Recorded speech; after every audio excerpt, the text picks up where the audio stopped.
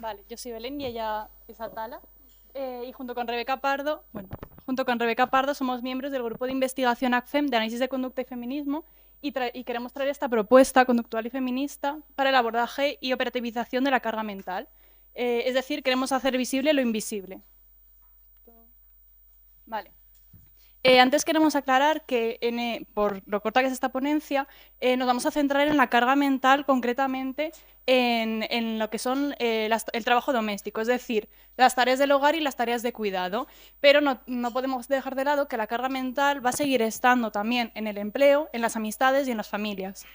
Por lo tanto, el trabajo doméstico va a suponer, por un lado, carga física y por otro, carga mental y carga emocional. La carga física es de la que más se habla. Son tareas como el ir a hacer la compra, el ir a recoger a los hijos, el limpiar los platos, pero la carga mental y la carga emocional no se habla tanto porque es algo más privado y es lo que vamos a intentar operativizar. Además, hemos visto en distintos estudios para ver esa diferencia que hay de género entre las tareas que hacen hombres y mujeres. Y en todos estos estudios lo que se ha visto es que no evaluaban esta carga mental, sino que todas las tareas que evaluaban eran estas tareas que son más físicas, y se dejaba de lado y se invisibilizaba lo que era la carga mental. Además, pese a esto, ya el 75% de estas personas eran mujeres, o sea que ya esas se encargaban de esas tareas físicas y no se tenían en cuenta encima las de carga mental. Y además, las mujeres se vio que tenían una media de 3 a 6 horas al día y los hombres entre 30 minutos y 2 horas. Quiero dejar también aquí un extracto del cómic de Emma Cleed que refleja muy bien lo que es la carga mental en las mujeres y cómo es un trabajo constante y agotador que solamente que nos supone, solamente no, que nos supone un estado de alerta constante. Además, me parecía muy representativa la viñeta final, donde se ve que en este caso en parejas heterosexuales, cuando los hombres dicen frases como es que no me lo has pedido o me lo tenías que haber recordado, lo único que están haciendo es quitarse ellos de esta responsabilidad de carga mental y nos las están asignando a nosotras otra vez. Ahora ya sí, para operativizarla, vamos a empezar por las variables disposicionales. Estas son muy generalizadas y hay que atender luego a cada caso concreto. Pero a nivel general, algo muy relevante es la cultura del esfuerzo en la que nos encontramos, donde se refuerza y se valora mucho el ser lo mejor en todo, ser mejor en el trabajo, ser mejor en casa, ser mejor madre, ser mejor todo, y además se ve reforzado, es algo que todo el mundo está buscando. Además, bueno, y esto añade exigencias. Y también la socialización de género, que esto lo que hace es aumentar más las diferencias entre hombres y mujeres. Concretamente, las diferencias en estos aspectos que pongo, que es las reglas verbales. Van a ser diferentes las reglas verbales que tengan hombres y mujeres. Y en este caso, las mujeres van a recaer aquellas de exigencia, perfeccionismo, un rol de cuidadora o incluso una idealización de la maternidad. También el aprendizaje vicario de las mujeres, donde desde que somos pequeñas las representaciones que tenemos de las mujeres son nuestra madre, nuestra abuela y lo que en este caso, en esta ponencia, hacen en el hogar, en el trabajo doméstico, y lo que se ve es lo que luego va a representar. También la historia de aprendizaje de todas las mujeres y un sistema de activación basal, donde aquellas mujeres que ya tengan este sistema de activación elevado, es como si cogiéramos la metáfora de un vaso que ya está lleno, a la que le añadas un poquito de tener que estar atenta a más cosas, ese vaso va a rebosar. Para hacer un análisis funcional bastante general y era complicado meterlo todo en esta diapositiva, pero creo que se ha intentado. Para empezar a operativizarlo, por un lado está una cadena clásica donde se van a condicionar como respuestas de activación y malestar ante distintos estímulos, como el desorden, que haya tareas pendientes, y esto en las mujeres ocurre por estas reglas verbales de exigencia, de perfeccionismo, de tengo que ser yo la que me encargue de que mi casa esté limpia, de que mi casa esté... Perdón.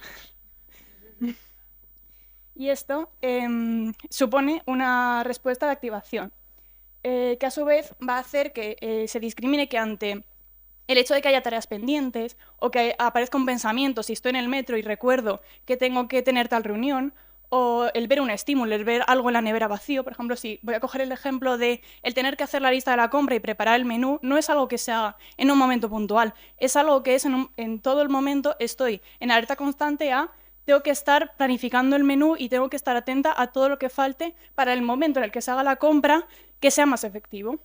Entonces, en este caso, ese sería el discriminativo. Por ejemplo, al abrir la nevera, ver que faltan huevos y justo quiero hacer esta receta, vale, aparece ahí esta conducta privada de planificar, coordinar, anticipar, y eso va a discriminar a su vez una conducta pública de anotar, avisar a la pareja. ¿Por qué estas conductas privadas de carga mental se están viendo reforzadas? Porque por un lado va a evitar consecuencias desagradables, como es el no poder tener comida en casa en este caso, o que falten X ingredientes en el momento en el que se necesiten, y además se van a solucionar demandas, también va a generar sensación de control, y va a ir de acuerdo con mis reglas de si yo soy mujer y mi casa tiene que tener comida todos los días y mi casa tiene que, esto va a ir acorde a esas reglas, y como alivio del malestar. Y a su vez, todo esto va a aumentar este estado de alerta del que hablaba al principio. También, en cuanto a la pregunta de ¿se delega o no? ¿Por qué no es tan fácil delegar? ¿O por qué parece que estamos delegando cuando realmente no lo estamos haciendo? Entonces, para coger esto, voy a coger el ejemplo de que hay que organizar una pareja heterosexual, por ejemplo, que tiene hijos y tiene que organizar reuniones con el médico, reuniones con los profesores, citas entre ellos, citas con amigos, todo esto. Si ante estas tareas pendientes, esta organización, la mujer en este caso decidiera delegar y que el hombre se encargara de hacer estas cosas, ¿qué ocurriría? Que la cadena que está en gris, como a la izquierda, esa sería la de, en este caso, el hombre. Es decir, que es una persona que no está entrenada para ello, no en todos los casos, pero en este caso, si es una persona que no está entrenada y en su historia de aprendizaje no se ha encargado de organizar, de planificar ni de hacer todo esto, lo que va a ocurrir es que lo va a hacer más lento, va a cometer fallos, va a estar preguntando y esto va a hacer que la conducta de delegar sea castigada, porque estoy viendo que hay una mala realización de eso. Y además no solo esto, sino que si yo delego, tanto el entorno que está viendo que yo no me estoy encargando de eso, como yo misma con autoverbalizaciones, va a estar castigándome porque, según las reglas verbales, yo no debería estar haciendo eso. Y todo esto va a generar una respuesta de ira, frustración, culpa e incertidumbre. Que a su vez lo que ocurre cuando se está delegando, entre comillas, la tarea, es que se va a estar hipervigilando, va a estar avisando a la pareja de cuándo tiene que hacer las cosas, va a estar explicando, va a estar comprobando, y está esa falsa sensación de, vale, estoy delegando, yo no me estoy encargando de ello, o eso parece, y está esa sensación de control. Además la tarea se hace bien porque realmente has estado tú encima, y parece que hay una sensación de menor carga. Pero, ¿qué es lo que ocurre realmente? Que sigues estando en activación, que sigues en estado de alerta, que hay culpa además, porque si yo no me estoy encargando de eso, yo debería de encargarme de eso según mis reglas verbales, y encima aparece culpa. Bueno, esta otra cadena creo que no da tiempo a explicarla, pero era para hablar de la carga emocional, que realmente es otro añadido dentro de esta carga mental, que es conductas que son de diferente morfología, pero realmente viene a decir lo mismo, y es, bueno, son conductas que suponen cuidar el entorno familiar y encargarse de esto, de cuidar, pero las cadenas son iguales. Vale, pues ahora que... Bueno, se me escucha. Vale, ahora que Belén ha hecho esta maravillosa y rápida operativización, porque al final, bueno, creo que es muy difícil concentrar como todo lo que abarca esto, ¿no? en un único análisis funcional, vamos a pasar a qué hacemos con todo esto. Vale, creo que no hace falta aclarar que esto no es un paquete de tratamiento ni muchísimo menos, sino que en base a esta operativización que hemos hecho, se nos han ido ocurriendo cosas, ¿no? Es decir, pues por ejemplo, cuando Belén ha hablado de cuando delego, cuando por fin tomo la decisión de delegar, ¿no? Y veo que la pareja en este caso no está haciendo la tarea como a mí me gustaría, por ejemplo, ¿no? ¿Qué pasa? Que estoy hipervigilando, estoy más alerta, ¿no? Precisamente por todo lo que he explicado anteriormente. Aquí ya no está dando una pista, ¿vale? Si ya ha conseguido delegar, entonces, ¿vale? Porque vamos a abordar esta hipervigilancia. Lo que quiero decir es que el análisis funcional nos deja esta maravillosa herramienta de, vale, pues tenemos localizadas aquellas conductas que queremos cambiar y vamos obteniendo pistas de cómo hacerlo. Entonces, al final voy a intentar que os llevéis una idea un poco general porque no nos da tiempo a detenernos en cada una de las cosas y creo que sería bastante aburrido. Pero al final la socialización de género es algo que nos compete a toda la sociedad. Entonces, necesitamos nuevas reglas, necesitamos reflexiones más profundas, necesitamos llegar necesitamos llegar al poder para cambiar estas reglas. Entonces, como idea general, cuando nos viene una mujer a terapia, ¿no? Muchas veces encontramos como cierto malestar, pero un poco indefinido, un poco difuso. Aquí nos tienen que saltar ciertas alarmas, es decir, aunque no esté localizada la fuente de malestar, espero que con esta operativización tengamos muchísimo más a mano como esta carga invisible, todas estas cosas de las que nos hacemos cargo, ¿no? Que muchísimas veces la propia persona, la propia mujer ni siquiera se da cuenta, ¿no?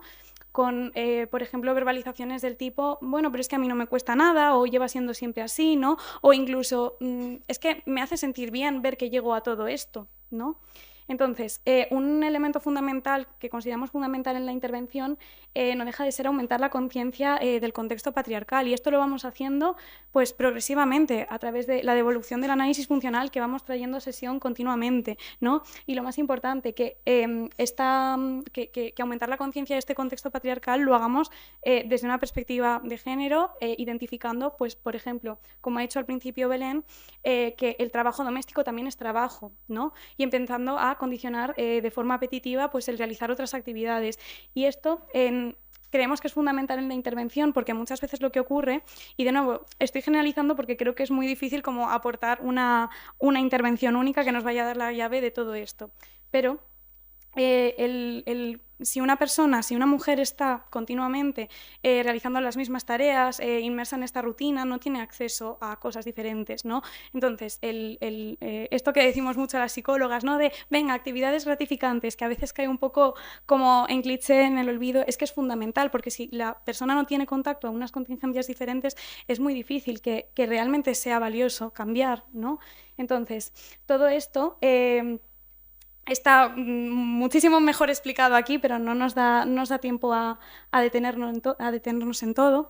Pero, por ejemplo, muchas de las conductas que ha ido señalando Belén, veíamos que venían pues, efectivamente de todas estas reglas, de todo este condicionamiento apetitivo de la soledad, de la productividad, etcétera, y el no hacer estas tareas me acaba generando culpa, miedo, ansiedad.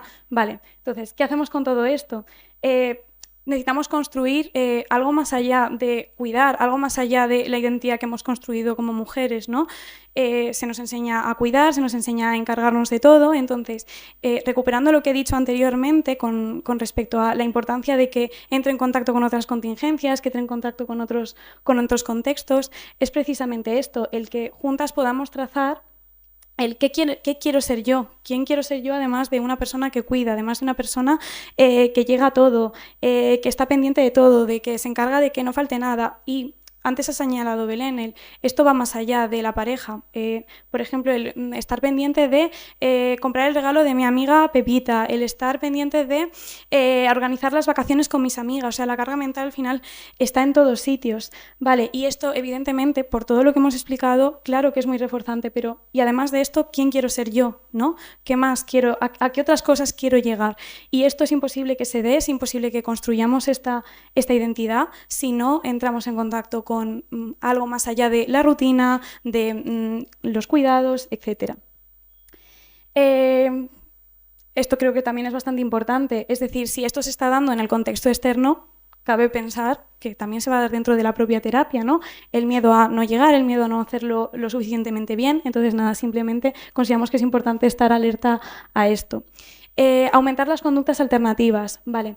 Va a ser fundamental que expongamos para ello verbalmente, principalmente, a estos eventos privados, a esta culpa, a este malestar, para que ayude a que funcione como una operación motivadora, para que sea muchísimo más sencillo poner en marcha estas conductas alternativas. ¿Y cómo lo hacemos? Pues recupero la diapositiva inicial, ¿no? A través de esta psicoeducación, a través de volver todo el rato sobre el análisis funcional, sobre todo lo que está influyendo, sobre todos estos aprendizajes. En definitiva, lo que queremos decir de la importancia de la perspectiva de género. Vale, evidentemente la mujer no nos va a venir con, oye, tengo problemas de carga mental. ¿Cómo podemos encontrar esto? Pues lo típico, un motivo de consulta difuso que se manifiesta como bajo estado de ánimo, sobrecarga, agotamiento, conflictos interpersonales, conflictos con la pareja, conflictos con las amigas, es que Pepita nos ha encargado de comprar el regalo de no sé quién, etcétera.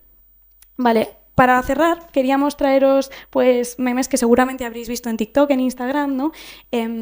Que reflejan un poco esta realidad. ¿Quiere decir que el humor está mal y los memes están mal? Evidentemente no, pero al final no olvidemos que esto ayuda a normalizar conductas pues, que no son normales, que generan mucho malestar.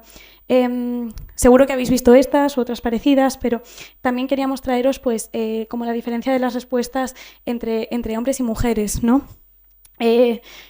De nuevo, al final todos estamos socializados en la misma sociedad, no es para señalar a personas específicas ni muchísimo menos, sino como recuperando lo que he dicho antes, la socialización de género es algo que nos compete a toda la sociedad y que desde terapia podemos cambiar poco a poco.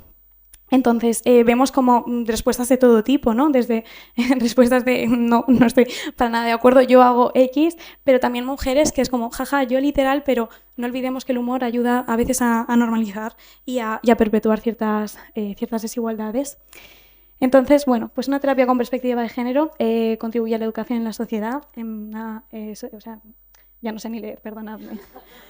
Bueno, ya no sé echar para atrás tampoco. A ver. No aplaudáis todavía, que no he terminado.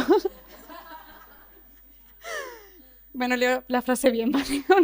Una terapia con perspectiva de género contribuye a la educación de la sociedad en perspectiva feminista. Aquí tenéis referencias, recursos, bueno, nos hemos hecho un popurrí de cosas. Muchas gracias por vuestra atención y si queréis cotillear lo que hacemos desde Acción, pues también os dejamos aquí el QR. Y muchas gracias.